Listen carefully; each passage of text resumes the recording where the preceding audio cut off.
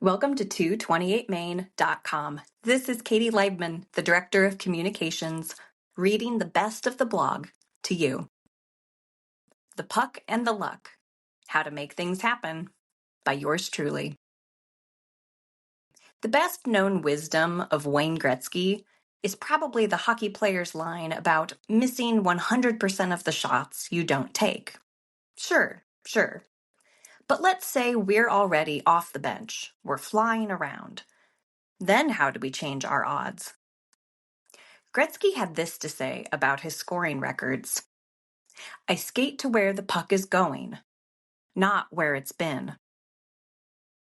Luck might sound like a flimsy or woo-woo idea, but what Gretzky is getting at is opportunity, putting himself in position just in case things line up.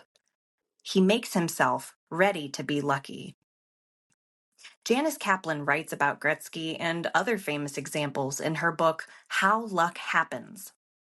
Consider Mother Teresa's efforts as a fundraiser for her charities. It might surprise people to find out that Mother Teresa often flew first class, given her work among the poor.